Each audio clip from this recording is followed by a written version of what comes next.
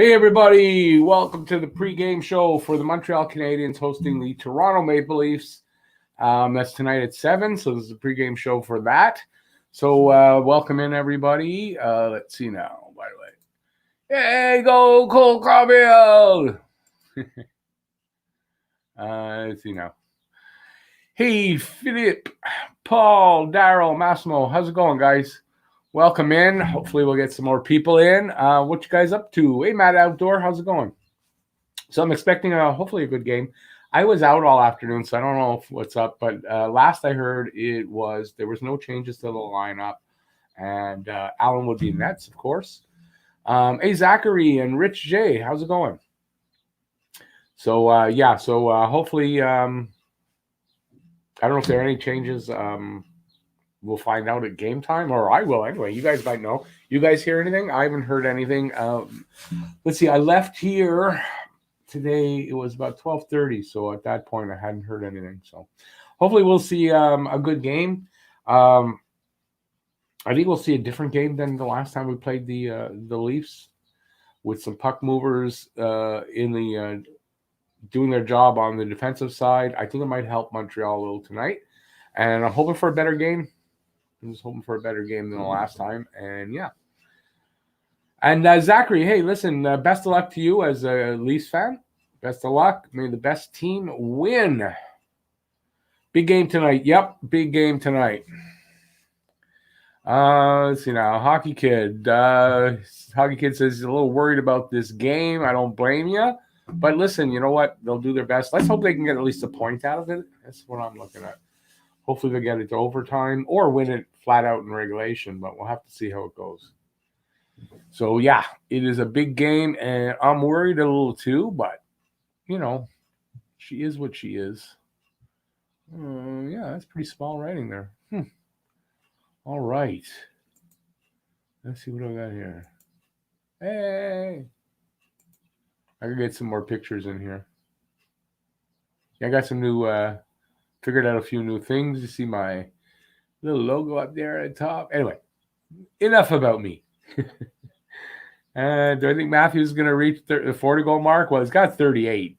So, yep, I believe he will. Do you want to see a late first-period goal? Almost been habit. No, I don't want to see a late. Unless it's Montreal scoring, no, I don't want to see one. Not a good thing, and no.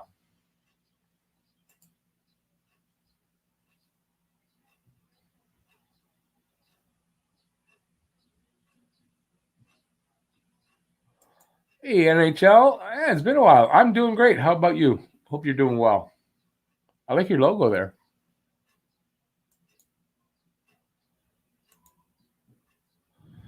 I have a feeling Habs pull this one out. Gonna go with my boy Matthews. All right. Cheers, buddy. We get 3 cracks at this to see where we are at. Yeah, I mean, these 3 games, we got, 3 games in the next, let me see now, 4 nights? It's tonight, Wednesday, then Thursday, and Saturday. So this week. So in the next 5 days, we got 3 games against Toronto. And listen, more than likely, if we make the playoffs, we're going to meet Toronto in the first round. So, this would be a good time for them to, maybe even a statement game showing you're not going to roll over us, that kind of thing. So let's hope that happens. I'd like to, I'm hoping that now that Caulfield's got his first goal, maybe we see him score a little bit more and he helps the offense here. And Caulfield is 5'8", by the way. No, I don't think it holds him back at all. He's been 5'7" his whole life. Now he's 5'8". So he's been short his whole life. It's not held him back yet. So I'm hoping, I don't expect it will. Hey, Harry Rice, how's it going? Harry, my dog just said hi. Ray, stop barking. Ray. Yeah, it's your friend. I know. Ray. Wouldn't be me showing up in chat if my Wi-Fi wasn't garbage. No problem, buddy. Hey, I understand. No worries. You're in chat. That's what matters. You are here. Let's see now. Hey, look, we got somebody in the room. Shamir, how's it going, Shamir? Good, thanks. You like my new background? Oh, yeah. It's Yeah. awesome. Yeah, So baby. much red. So much red. Hey, listen. Yeah. It is the logo, and yes, Yes. my little I designed that, but it's basically like a flag with their logo on it. So yeah, And also for tonight's game, I decided to rock my Leafs jersey. yeah, but it's a Habs jersey, not Leafs. Yeah. Ray, stop barking. Ray agreed with you on that. See, she makes noise. Let's see. Let's change the background. Ah, look at that. Yeah, let's go with that for a bit. There you go. So, what are you looking for in this game? What do you think we're going to see here tonight? Well, my expectations are pretty low for this game, but you never know. Even when we thought that the Habs couldn't really pull out a win, they have somehow found a way.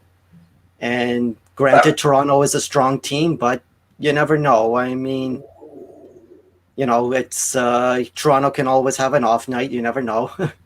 Or Montreal can, listen, any team in the NHL can beat any other team in the NHL on any given night. So it's not out of the question that Montreal could win. Now, I'm not calling for them to win, so I'm not saying that. But at the very least, I'd like to see them keep it close and get it to overtime, get a point out of this if they're going to win. As long as we see the same kind of pushback as we did versus in the last two games, I mean, I'll be happy win or lose tonight. Yeah, but I still want to see a point out of this game if possible. Yeah, listen, of course. You know what? I was looking over, I was looking over the schedule for Calgary, and I got to tell you, Calgary could literally roll all 6 games. They're playing Winnipeg, who's not doing well. They got a game against Ottawa, who's, they could beat them. And they got the 4 games against Vancouver, and they're back-to-back and then back-to-back. Vancouver's going to be finished. So, we got to be careful about those points. We're 8 points up on them, and we got to keep that 8 points up on them somehow. Yeah, and especially against Vancouver. I mean, why couldn't we have been against Vancouver the last few games? But it is what it is. Calgary's got a sweet schedule to end the season. I got to tell you, and I'm worried just on that. I think Montreal holds on, but I think 2 more wins somehow in these 6 games. 2 more wins, I think, does it. I don't think Calgary will catch them. So But Lucas says. Speaking of that, just hang on a second. Lucas says the magic number on Calgary is 4. And magic number for Vancouver is 8. Vancouver's not going to catch them. I'm not worried I'm not worried about Vancouver, but I am worried about Calgary possibly just sliding in there right at the end. So. Yeah, I mean, if it comes down to a tiebreaker, who's got the tiebreaker? Who's got the tiebreaker? Is it Calgary or? I don't know. It's us. Yeah. Let's not tie them. Let's put it that way. Yeah. Let's just hope it doesn't come. Yeah, let's stay that 1 point ahead of them. Yeah. Listen, if they can pull another 2 points ahead, then it almost doesn't matter. They can, because I think as long as they have a 9-point cushion going into those last 4 games, I don't think Calgary will catch them. Yeah, as long as we can, continue to control our own destiny, then let's just keep doing that. Yeah, exactly. Let's look at what's being said here. So you think Galchenyuk is going to score any goals tonight? Galchenyuk? No, come on. Let's see. Well, I do have Josh Anderson in the Timmy's app this evening, so hopefully he scores. That's a pipe dream. Hoping to shut out the Leafs today. I wouldn't count on that. I'm hoping to get one goal more. And if we don't, it's fire the GM, right? Yeah, I guess so, eh? Calgary will lose today. They don't make the playoffs. Nope. That's not how she works. It might be how you feel and everything. I get it. And it might be how it happens, but it's not going to be over today. Even if Calgary loses and Montreal wins. Although that's a 4-point swing, so maybe. I don't know. Maybe. And also, we got Ottawa coming up on Wednesday as a team that's not really a pushover either, as we've seen. Kurt says, hope they pass Winnipeg. Have been better with the Oilers, I think. Yeah, I don't agree personally because I want to see them play the Leafs. Say they do play Winnipeg, or beat Winnipeg, or pass them. Excuse me, words don't come out properly. Okay, and then they're up against Edmonton. No guarantee they beat Edmonton. That's number one. So if they don't beat Edmonton, they don't play the Leafs.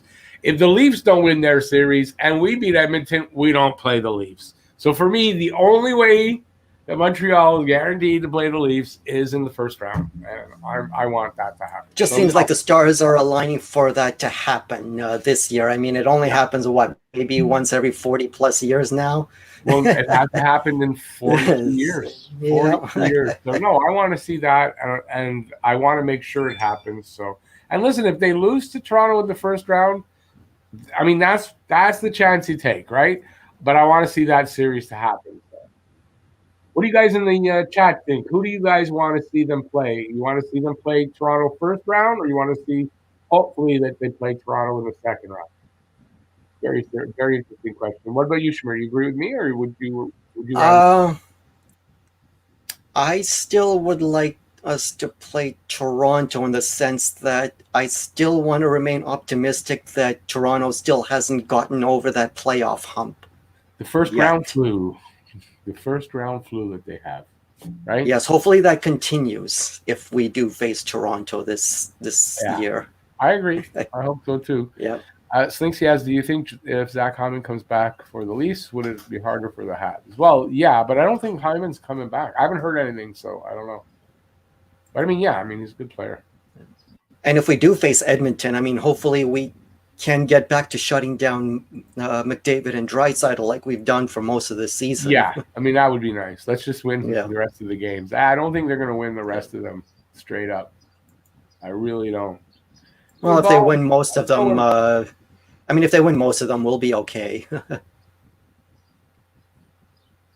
So Calgary, I guess, can be eliminated tonight with a Habs win and a Calgary loss. That's the 4-point swing. As I was saying, Lucas kind of is confirming that. So listen, that's what we want to hope for. Montreal wins tonight, Calgary loses. Yeah. Or I imagine if Calgary loses, Montreal, say, takes a point out, then it's going to be a lot easier down, in the next 5 games to knock them out.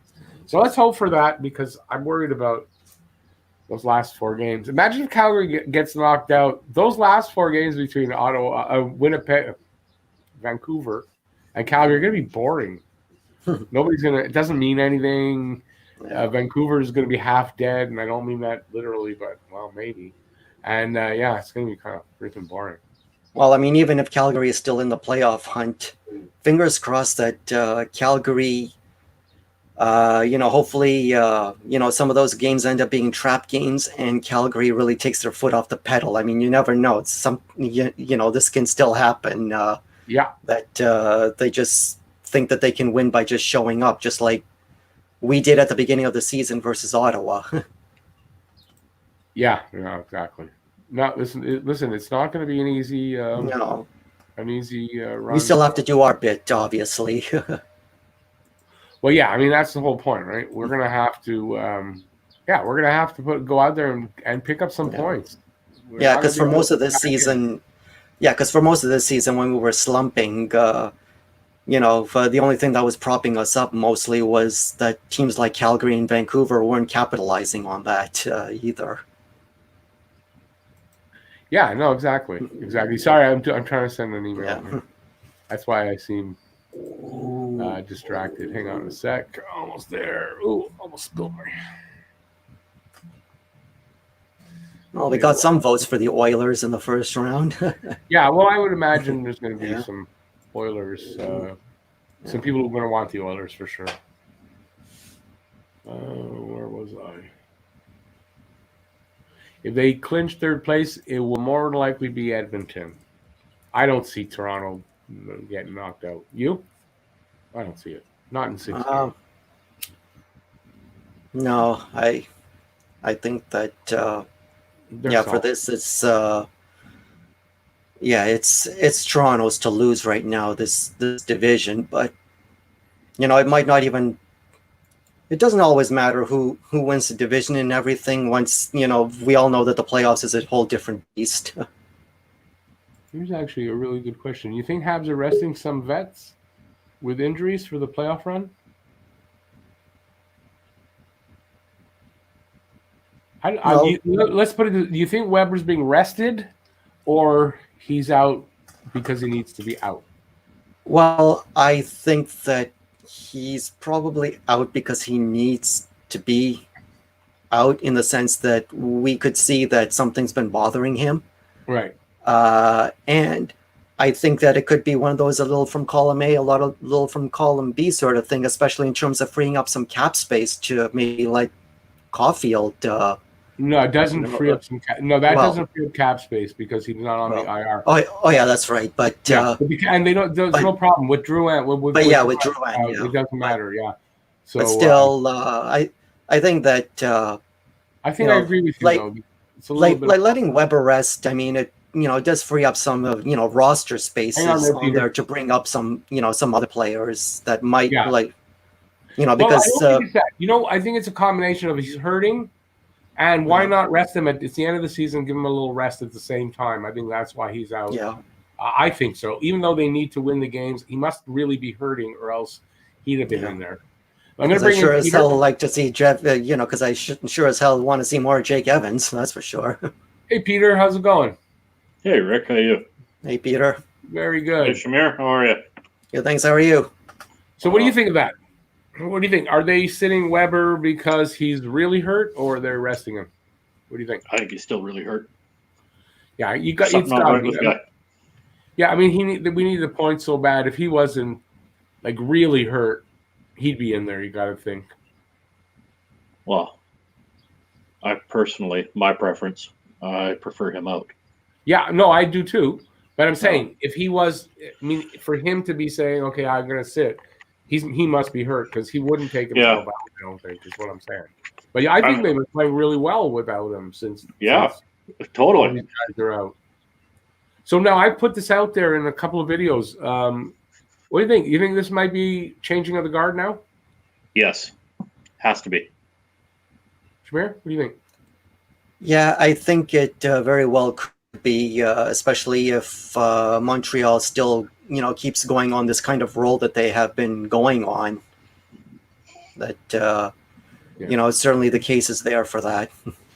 Time to turn over the old core and let this new core kind of, and this kind of makes me think the way that they're playing without like a guy like Tatar out, right? It makes a case for maybe Montreal doesn't need to re-sign him next year, like everyone kind of wants, right? Right? I agree 100%, Rick. Yeah. I'm on a different level when it comes to some of these players. A lot of these guys have played this game for a very long time. They've earned these contracts that they have, and when you got a guy, Weber's making what, $8 million a year? Is that his contract? 7.8. Yeah, I mean 7.8. So yeah, I mean 7.8. You get paid that kind of money. When you're taking that slap shot, it needs to be on that net. It shouldn't be 10 feet wide over here or up in the bleachers over there. It should be on that net. You've had plenty of time to master that shot. You get paid the big bucks. You need to produce. Well, I would imagine this year he's hurt. There's something wrong with upper body. I mean, it's an upper body injury. It kind of we knew there was something wrong with him. So I imagine that's got a lot to do this year with why his shots inaccurate. I read something quite a while back that they were saying something was wrong with his something to do with his obliques. Which is what up here, right? Up here, upper gut. Okay, so, right. Okay. So if you've got a stretch or a tear and you keep exerting yourself and stretching out, you're not going to heal. You need to take 3-4 weeks to let that kind of settle down and then start working out and bringing it back, right? Yep. That sounds like maybe something that it could be, because considering how we've seen him play and the flubbed passes, just little ones, and he's flubbing it. Something's wrong with him where he has to, use the Well, stick. if you notice, when he reaches out, when he extends out, he's got that left arm tucked by his side, and he's only extending out with the right. So Right. it's got to be on the left side. Yeah, that makes sense. Yeah, there's something definitely. So I think it's better that he sits. And hey, look, they're playing good. And is it a coincidence that so Weber sits out that day with all the 6 guys out? Boom, they turn it around for 2 games and they're playing well. Like I hope Right. it goes. You got guys that want to win. They want to play. Right. You got these other guys like Weber. I'm sorry to say it. I think sometimes he's just there to collect a paycheck. Not always. Sometimes. Yeah. It's not big paycheck. He's only making $1 million actual salary. Yeah, true that.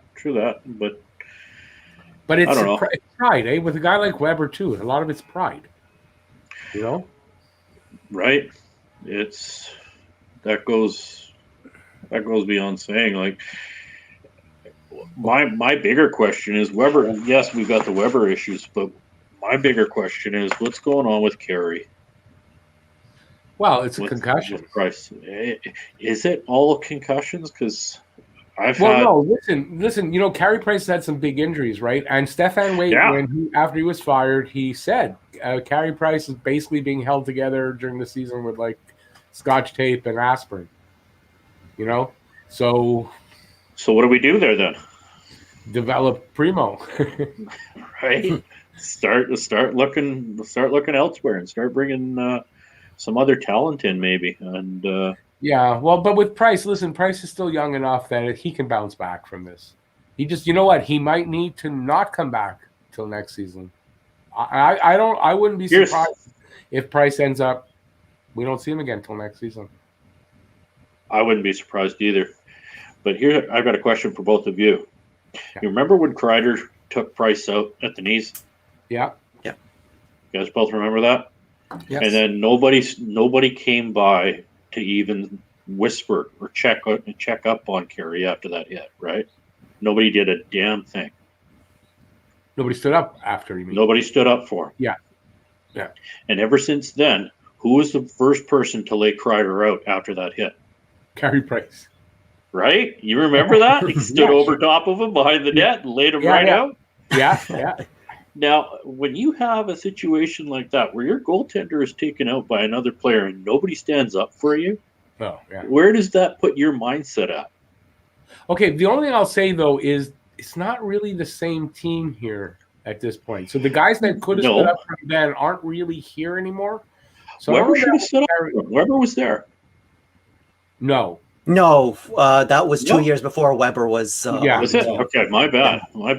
But still, even after that, how many games did Kreider keep charging at Price? Nobody did a thing, and now everybody did. Every game, didn't we always complain that nobody does anything? They come at Price. He tried to take him out a second time, did he not? Yeah. Correct me if I'm wrong.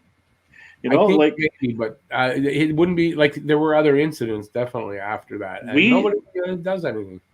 Our team's makeup is 90% there. We still, as much as it pains me to say this, please forgive me, Habgods. We need to follow the Toronto build formation. They've got the system right. They've got some good draft picks. They got some great talent up front. They've got guys that stand up for each other. They got great older guys. Like we've got 90% of it. We just need a Simmons type player. Do you agree? More than that, more than that. We need that, and we need that puck moving defenseman. God, we need that, and we need a guy like Caulfield to come through, or we need somebody like that because we're missing that big. I'm scared for Caulfield. Why?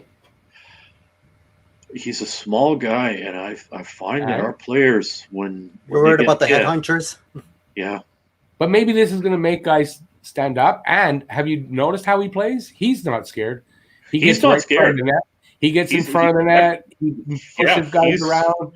I'm not worried for him. To me, he reminds me of Brendan Gallagher when Brendan first came into the league. If you really think about it, just a lot better skater. You know who I was thinking of actually though? Saku Koivu. When Saku Koivu came in his first season, he was just like that. Small guy going after tenacious. big guys in the board in front of them. Didn't care. The maybe not this last game, but the game before, I saw something that he did, and it was like, wow, very Saku Koivu. Like that's who he reminds me of. I miss Saku. Yep, I mean, that's not bad. So yeah, I like that. I like that spunk that he's got. And I just wish that everybody had that energy that the Toffoli's and the Andersons and these new guys that Bergevin brought in. Wow, they're amazing. Core. That's the new core going forward for the next few years. Oh yeah, and that's why I asked the question about the changing of the guard. So once the guys like everyone was out, and boy, these guys kicked in, and I said, "This is the new Habs.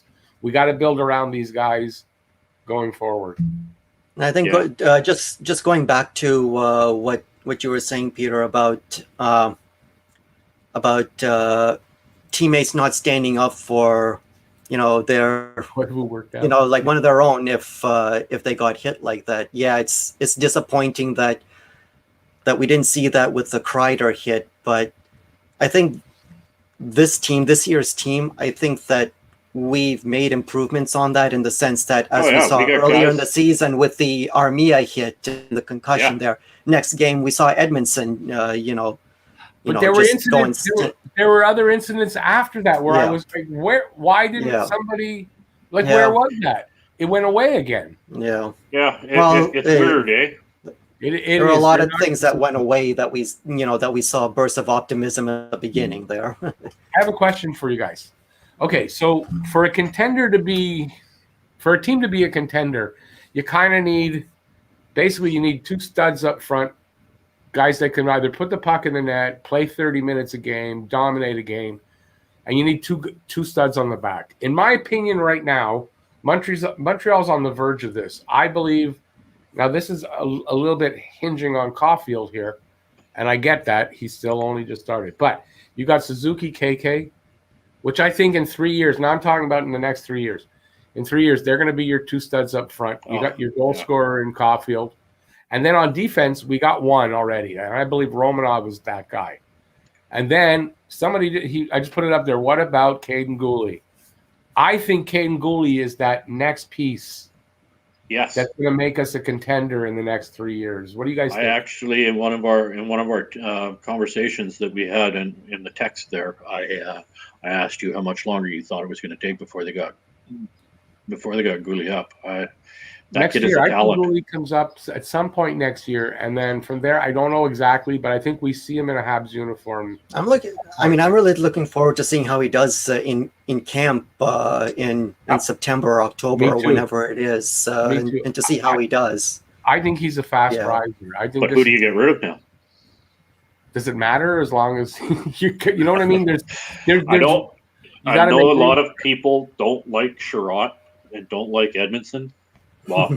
Well, I like Edmondson, but Sherratt. I don't like. Have you ever watched Sherratt, Shamir? Have you ever watched Sherratt when anybody goes near Price or any of the goaltenders? I like Sherratt, but I don't like the dumb penalties. I don't like the dumb penalties, though. He takes a lot of dumb. He does take a lot of dumb penalties. He needs to stop screaming Price as well. I mean, that's a bit annoying to watch. And I don't like that they play him with Weber all the time. Like they're not. Yeah, they need to put Sherratt with somebody else. Somebody that found a partner with Romanov.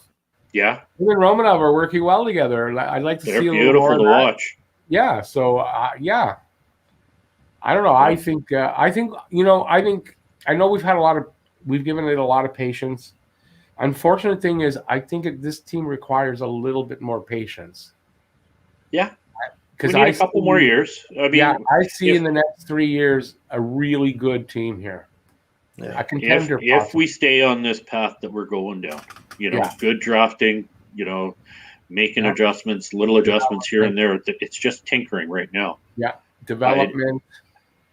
People are calling for Bergevin's head and get rid of Bergevin, get rid of Ducharme. I would like Ducharme to let, Bergevin to let Ducharme have complete and total run of the team. Yeah. To me, it feels like Bergevin has got one hand cuffed to the bench And the other hand is somebody's got a finger on what Ducharme's doing. Yeah. It seems and I got like a funny feeling it's Bergevin. Everything I've ever heard about Ducharme, this isn't his kind of team I was expecting. Nope.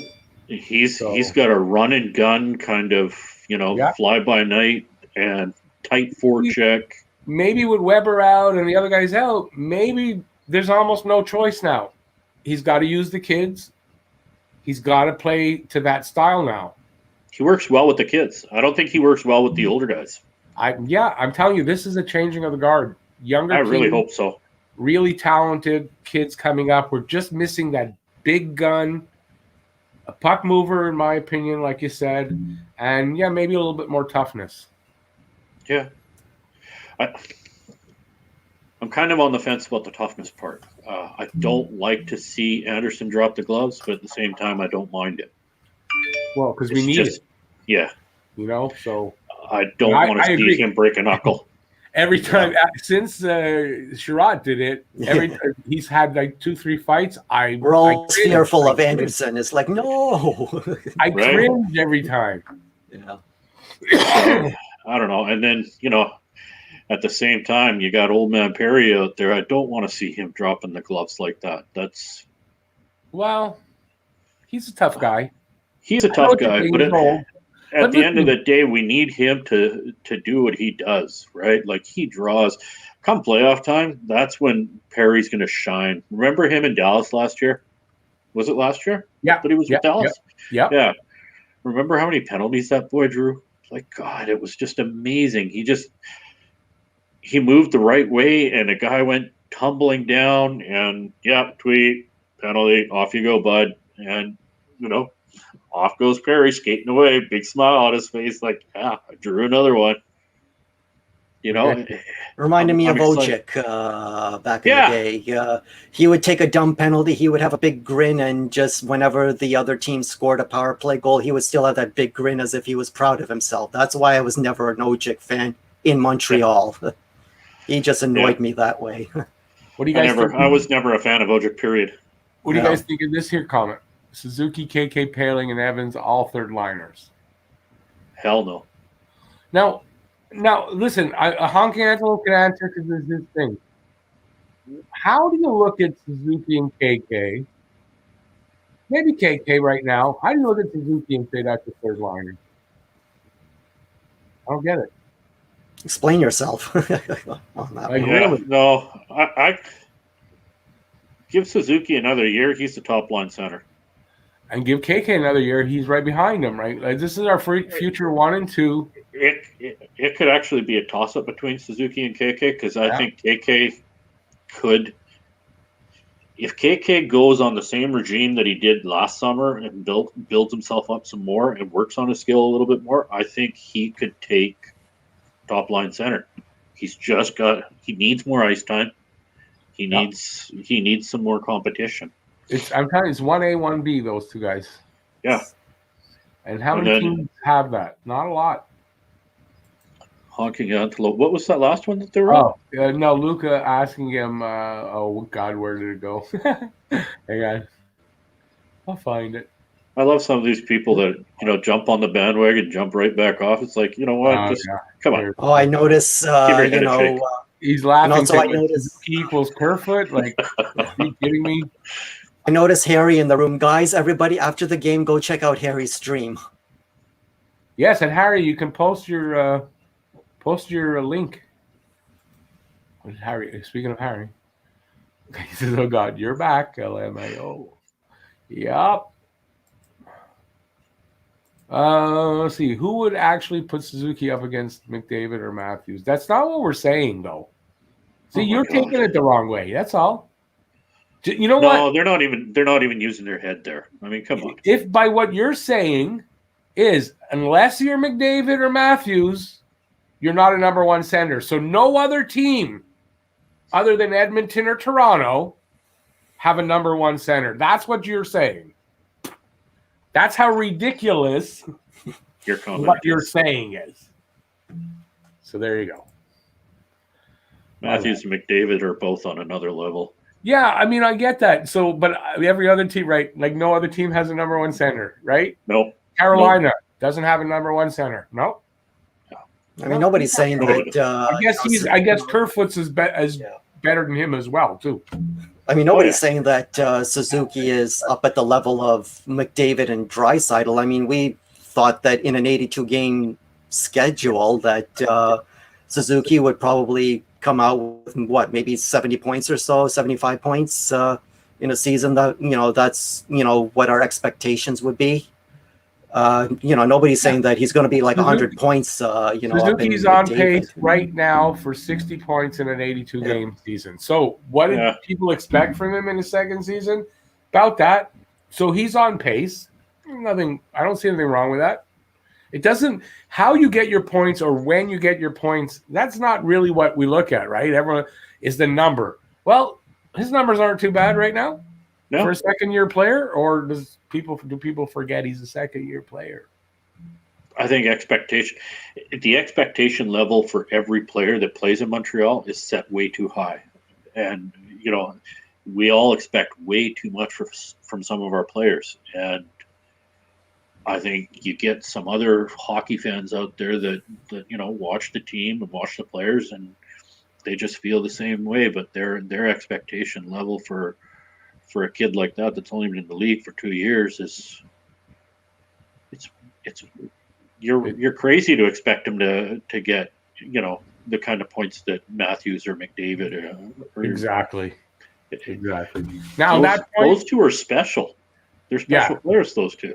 Yeah, exactly. They're generational. That's not we're not saying those aren't everyday players. They're like Sid the Kid and McKinnon. Those aren't everyday players. All right, on that point, I'm going to have to call it here because I got a couple of things to do before the 7 o'clock game time. So I wanted to thank Peter for joining us. Thank you. It was really great. And Shamira, as always, thanks for joining in here. Thanks everybody for being here. Really appreciate it. Got all your guesses. I'll see you at 7. I don't know who else will be joining me, but I'll see you at 7. So hopefully you'll be back for the game and the live cast there. And that's it. Hope you enjoyed the show. Thanks for watching. Stay safe out there for the next 20 minutes so that you don't hurt yourself or you're back for the next show. And peace out, y'all. We'll see you then. Bye, everybody. Bye-bye. Bye. I don't know where my mouse is. There we go.